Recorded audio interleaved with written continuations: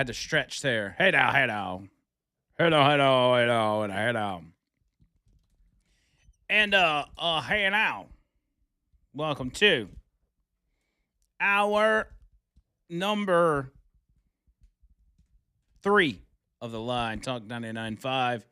Talk995.com. I can't get this mic where I need it. Let's try this. Let's try this. How's that? Is that good for YouTube? Is everybody good? I get in trouble when I have the mic in front of my face. So I'm trying to fix that. Boy, this Rob Reiner stuff gets Rob Weiner would have been a good one. Rob Reiner stuff gets weirder and weirder. Not from the murder part, but little known fact here. Rob Reiner's wife, Michelle Singer, was the photographer who took the photo for the original cover on Trump's book, Art of the Deal. You believe that? His wife took the photo of Trump for the Art of the Deal cover. Which, I mean, is not that surprising considering that Trump was in that world for so long and he knew everybody, which is probably why he takes it so personal when those people that were so nice to him for so long started coming after him viciously, including Rob Reiner, about, how he's a racist and misogynist and that all of the people that support him are scum and should be locked away and the key thrown away and all this kind of stuff. But, I just thought that was weird that she took that picture. That's pretty wild. All right, 205-545-9950, Alabama Men's Clinic bringing you this part of the show, alabamamensclinic.com, alabamamensclinic.com. Low T, y'all know, low T is a problem for men as you age.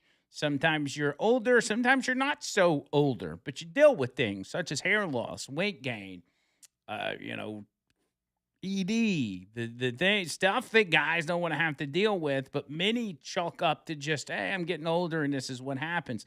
Doesn't have to be that way. You can set yourself an appointment at Alabama Men's Clinic. They run some labs, do a consultation, and get you on track. Make you feeling like a new man, make you feeling years younger. Go to their website, take a low T quiz, just a few questions. You answer some questions. They'll tell you whether or not you're a good candidate to come up there. But I encourage you all to set an appointment. You can do it at the website. Book an appointment for, let's see what kind of days they got. They're obviously closed on Christmas Eve and Christmas Day, but all other weekdays they're open, including the 26th. They got appointments all day long, so if you want to get in there and get tested and figured out, alabamamensclinic.com. 205-598-7000 is the number. That's 205-598-7000. Let's go to James on the phone. James, what's up? All right, Al. So, first-time caller. And I was just going to make a note on something that you said earlier in the show, sort of a common misconception thing. But since you're still on the topic, like with this mayor in New York City and all, and especially because of what happened yesterday in Australia, one thing that can't be overstated enough when we're talking about these shootings and everything, particularly having to do with Islam, I mean, specifically, it's the terminology for radical Islam. I'll tell you something that professional investigator Doug Hagman once told me. Everybody's got it exactly backwards. Okay. You take like this guy, for instance, who wrestled the rifle away from the other Muslim guy who was shooting people. What we have here is the guy who actually tried to stop it would be himself the radical Islamist. Okay. And the guy who was doing the shooting would have been the fundamentalist Muslim, the guy who was fundamentally doing exactly what their book says. It's one of these things that people don't think about a lot, but it's very important to get the definitions right, because that's the only way we understand what sort of enemy we're dealing with here. It's not radical crazies that are doing all these shootings. It's the people who are believing and obeying exactly what their book says. These are the fundamentalist Muslims of Islam who do these things. Yeah. See what I mean? Oh yeah, that's a good point. I mean, because the belief system, if we're talking about Islam, yes, there's obviously level-headed, civilized Muslims, and we live amongst a lot of them. But for those that follow it to the T and follow it quite literally, they seem to find themselves in these camps. Right, right. And so they would refer to those who you're saying are level-headed. The other ones, they refer to them as the Muslim equivalent of what a Christian would refer to as somebody who's lukewarm. So that's the way that they look at them. They consider them to be the lazy radicals, whereas they themselves are holding to what is written in their book. Yeah, that's a good point. Fundamentalism. That's a good point. Just food for thought, man. We need to be armed with knowledge. Amen to that. Well, James, I appreciate it, buddy. Good to hear from you. All right, Jesus is Lord. Yeah, you got that right. I agree 100%. 100%. Yeah, man, it's it's a point that, the problem is in this business, like, we talk about so many different things that some stuff gets generalized. And so things such as his point kind of slip through the cracks as we're trying to, continue to work our way through the day stories or whatever it is. But it's good to clarify those from time to time and, make sure you are specific on some things, if that makes sense. 205-545-9950. I need it. This is something I've been sitting on for a few days. So if you have noticed over the past few, I dare I say couple weeks, maybe longer, the topic of the Epstein files has seemingly disappeared from the headlines. Democrats in particular have all of a sudden stopped talking about the Epstein files, and you may be asking yourself why. You may have not even noticed. It just, as the news cycle moves on, things drop in and out of the headlines. But Democrats seem surprisingly bored with the release of the Epstein files. If, their goal was to get their hands on, or for the public to get their hands on Epstein files that were being blocked by Donald Trump himself, as if he were sitting on the files in the Oval Office and wouldn't get up so people could look at him. Like Donald Trump was single-handedly hiding some sort of Epstein files. That was the narrative. And you had heard that not just from Democrats, but Republicans as well. They bought into the gimmick that Donald Trump was hiding files because either he's implicated or he's protecting his donors or people that are important to them. And what we've known, for those of you that listen to this show or those of you that pay attention, you know that there was no such thing as Donald Trump hiding Epstein files.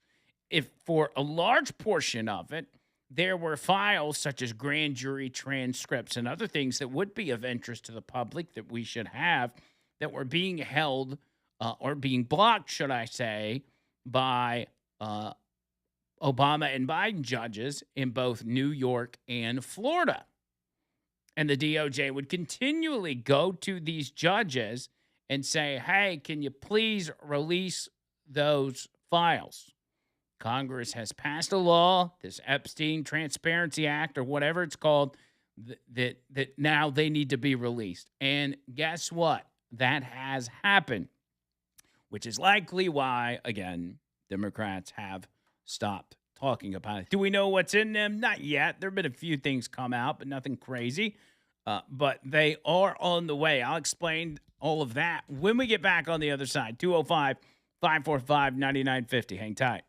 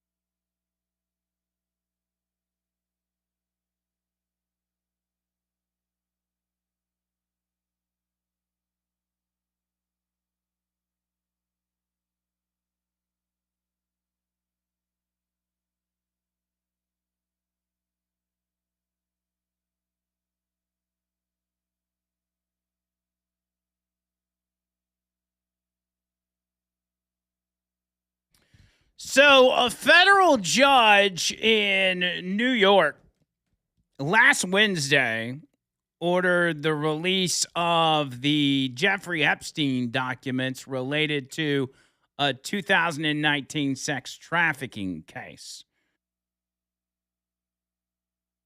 In July, U.S. Attorney General Pam Bondi and Deputy Attorney General Todd Blanche filed a motion asking a federal court to release grand jury transcripts associated with the Epstein cases. This has been a long-standing news headline that everybody has ignored. The court documents are related to the 2019 grand jury indictment charging Jeffrey Epstein with sex trafficking offenses and the June 2020 grand jury indictment of Ghislaine Maxwell with numerous offenses related to the trafficking and coercion of minors. Quote, since July 6, 2025, there have been extensive public interest in the basis for the memorandum's conclusions. While the Department of Justice and Federal Bureau of Investigation continue to adhere to these conclusions reached in the memorandum, transparency to the American public is of the utmost importance to this administration. That's what they put in a court filing. Given the public interest in the investigative work conducted by the Department of Justice and Federal Bureau of Investigation into Epstein, the Department of Justice moves the court to unseal the underlying grand jury transcripts in United States versus Epstein, subject to appropriate redactions of victim, related, and other personal identifying information. The judges initially declined to unseal the Epstein record, citing grand jury secrecy.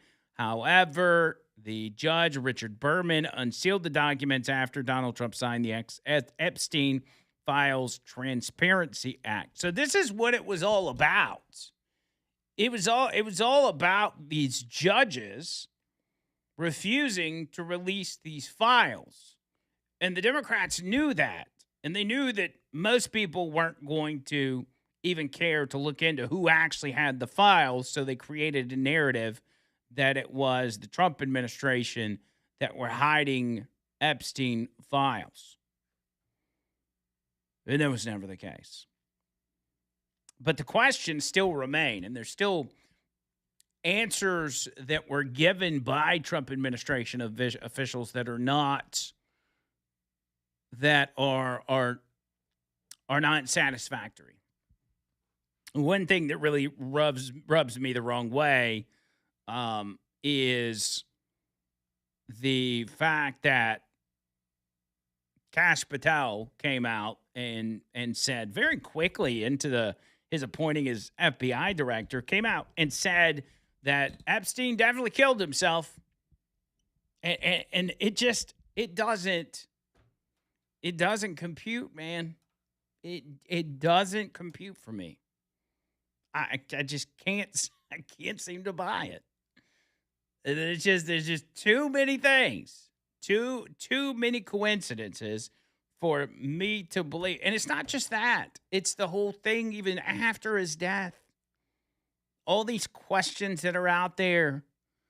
The person who initially made the call, who was it? Bill Barr. Like all these weird things.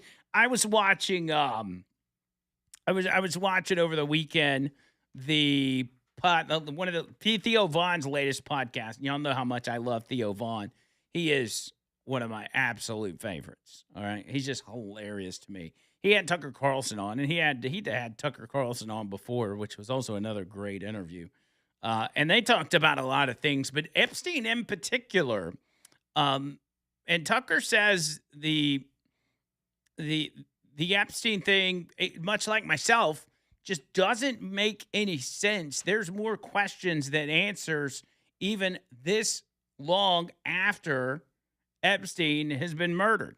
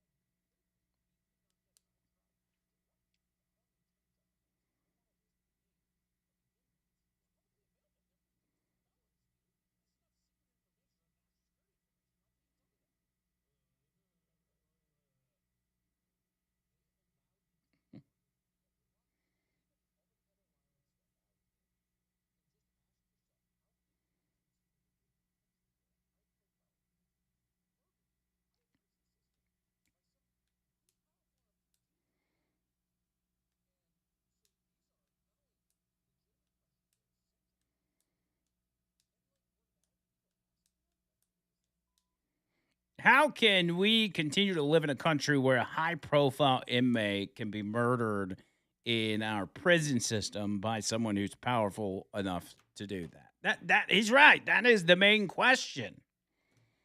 But all of those concerns are in fact legitimate concerns, and people's concentration has everybody's moved past that.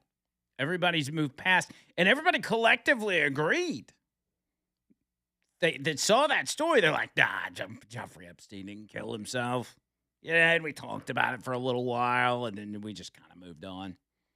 Then we moved on to using the Epstein files for politics, and that's the big thing. And most people don't even remember the instance of Epstein's demise in America's most secure prison. The most high profile prisoner in there. He gets unalived, and they're like, well, that thing that's kind of happens. Well, can you give us some answers as to how all this went down? Well, we don't really know. I mean, just kind of, that kind of thing happens in prison. Makes no sense whatsoever. And if you wanted that Epstein story to disappear, not just that portion, but the files themselves, it's about to happen.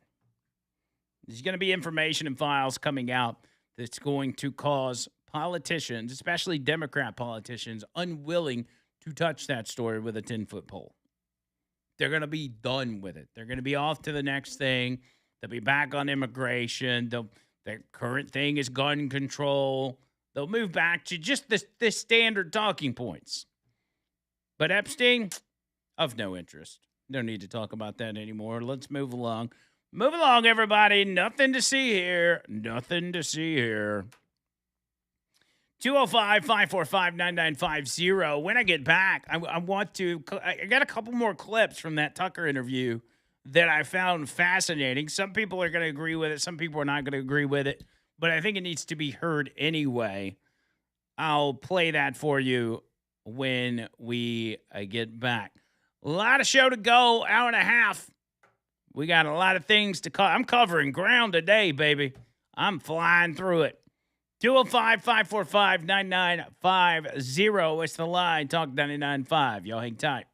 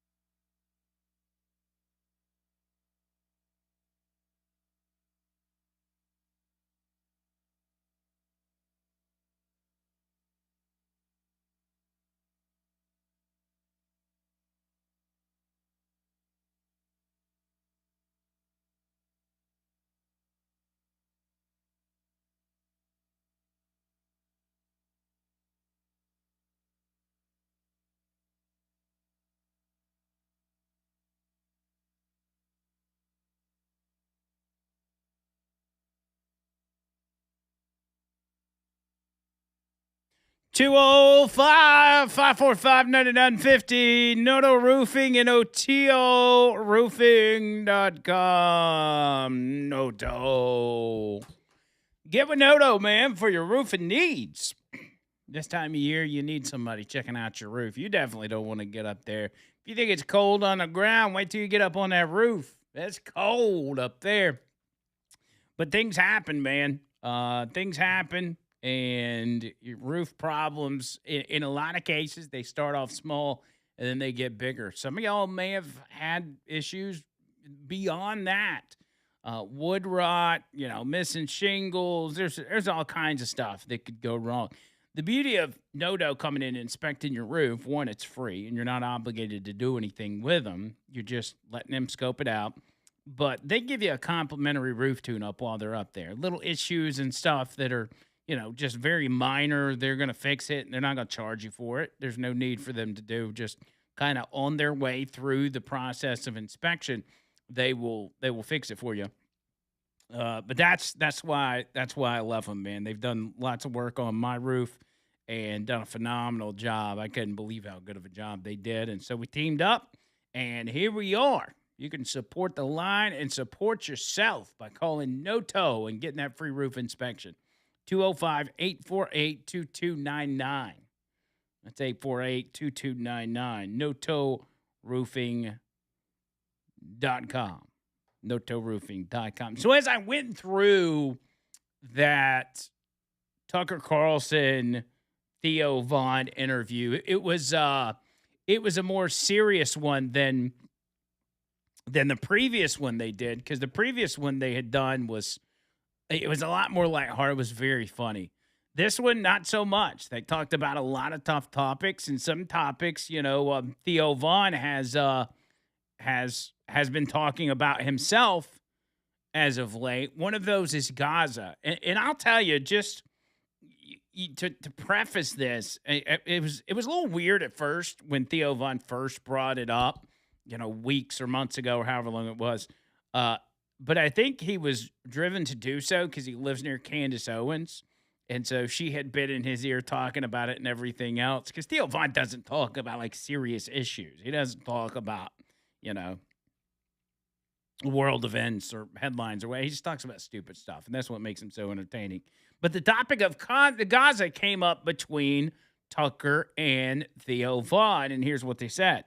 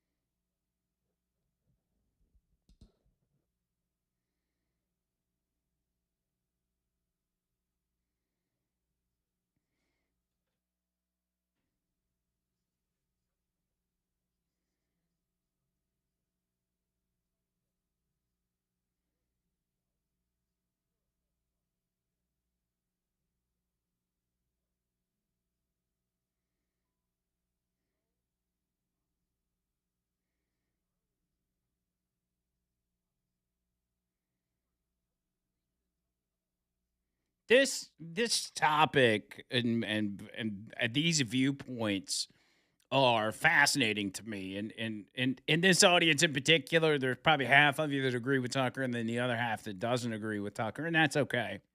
But it's worth discussing, if you ask me, in the sense of, hey, who really is dying within Gaza, within these attacks from the Israeli government, the IDF. Are there children? The thought process for a long time, and I was guilty of this as well, was painting this broad brush that, all of the people in Gaza are, they're either, aligned with this radical Islam, or, as we discussed earlier, fundamental Islam, however you want to phrase it. And that if they weren't actively fighting with Hamas, or if they weren't actively terrorists, that they would be, if they had the opportunity, that they would, in fact, kill Christians or non-believers or whatever. And that's kind of, with what we've seen for so many years, it's easy to let that seep into your mind. And I don't know what the percentage. I mean, those people do exist, and I don't know what the percentage is. Maybe it's a large percentage, but there's no way it can be everybody. And the reason I say that is, one, there are children that are dying in this, and if we're going to talk about it from a biblical perspective, children being the most innocent among us, no matter who their parents are, don't deserve that. But two, as far as whether or not the idea that all of these people within the Gaza Strip would want to kill people like you and I don't. I've grown to a point where I don't necessarily buy that, and the reason for that is that before October 7th, the Israeli government were allowing thousands and thousands of Palestinians to come into their country every single day to work. They would come into the state of Israel, they would work, they would make money, and then they would make their way back to Gaza. And this had been going on for a very long time. And if it is the case that everybody there is radical and would kill Jews at the drop of a hat, or kill Christians, why would they be letting them into the country? So the only logical answer is that they're not all like that. And, maybe that was in the back of my mind already, but I think most people just entrust with the technology and the massive amount of weapons that we send Israel, that they are going to do what's right with it. And if not, our government would hold them accountable and say, yes, just like we did with Ukraine. Yes, if we send you these weapons, we need you to make sure you get all of it right. That you're not using our weapons to kill non-terrorists or people that are not a threat, or children.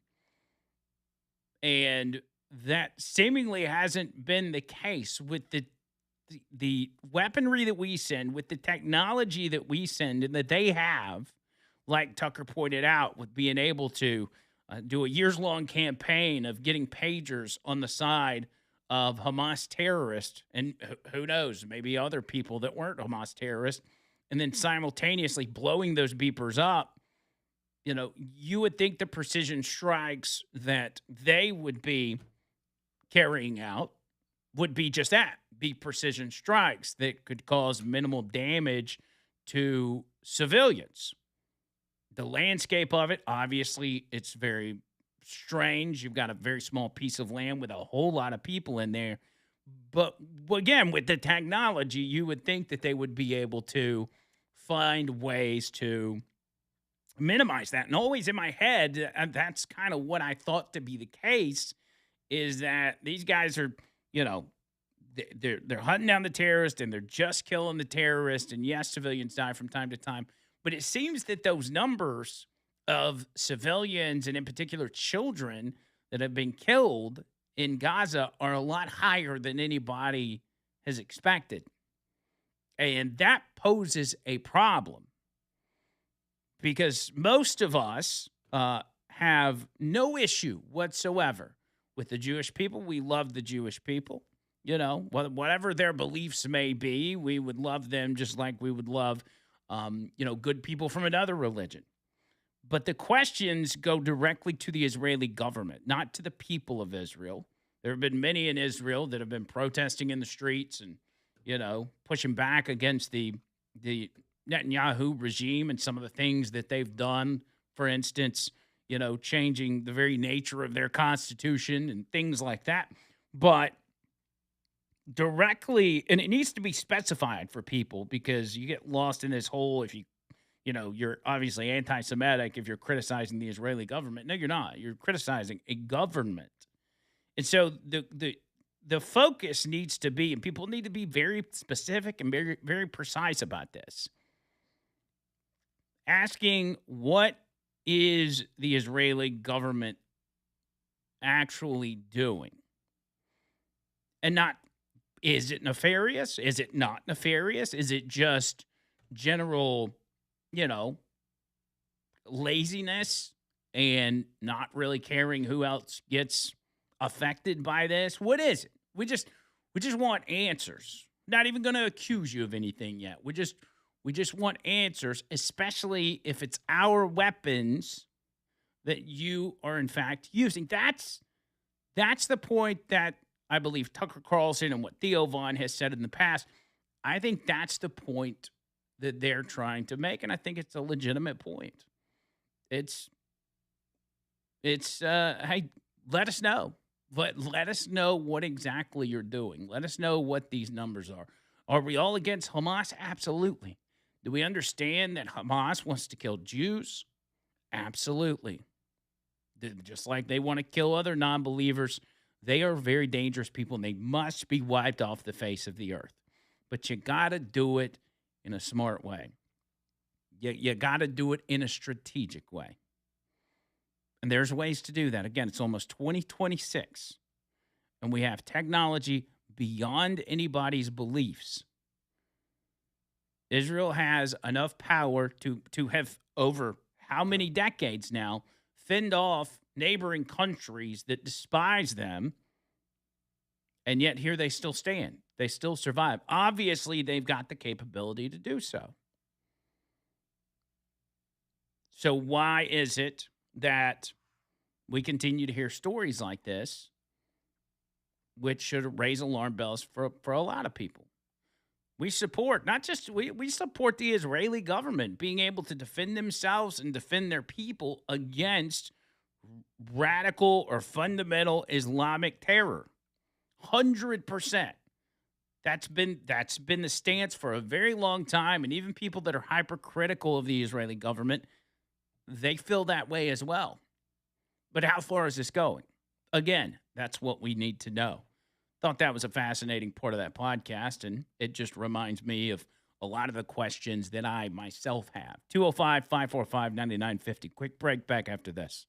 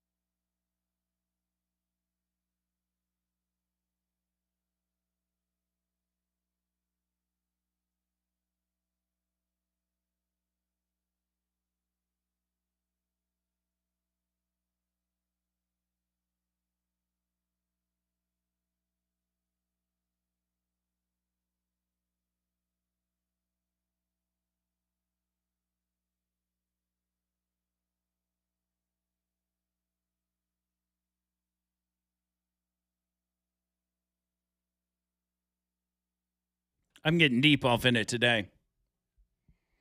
I'm getting deep off in it. And if you want to get deep off in it too and win money at the same time, do that on Underdog Fantasy. Have y'all downloaded the Underdog app? You could listen, y'all could be winning money that could help you handle those Christmas bills if you'll just sign up and use my promo code, which is Hey Now, all one word, HEYNOW. It is vital that you use my promo code because you're gonna get $100 in free, or I'm sorry, $100 in bonus entries when you use my promo code. What you gonna do? It's Monday Night Football. Pick players and decide if they're going to go higher or lower on stats like touchdowns, rushing yards, passing yards, whatever. There's a bunch of different options. You can do that by downloading the app and make some picks. You can win up to 5,000 times your cash, and you can play with as little as $1. So why wouldn't you want to get on top of this? Download the app today. Sign up with the promo code Hey Now to score $100 in bonus entries when you play your first $5. That's promo code Hey Now. Underdog. Make plays. Win money. Must be 19 or older and present in Alabama. Terms apply. See assets.underdogfantasy.com/web/play and get terms _DFS_.html for details. Concerned with your play, call 1-800-GAMBLER or visit ncpgambling.org. That's right. That's the Underdog Fantasy. Questions, man. Just legitimate questions. And I think back to the questions that go all the way back. And some people will get further into this, and I'm not going to do that. But questions that go back to where this started, which was October 7th. Obviously, there's been a rift in the Middle East between the state of Israel and surrounding countries for a very long time. But just this instance in particular, why there is military action going on in Gaza. And it's got to do with October 7th and the terror attack that ensued on that day. One of the worst.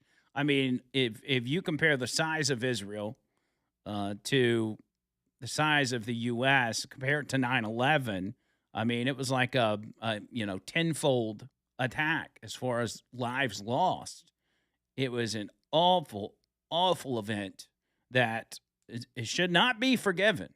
Like we should not brush this under the rug and say, well, you've done enough. No, these people that were involved in committing these atrocities deserve to be eliminated off the face of the earth.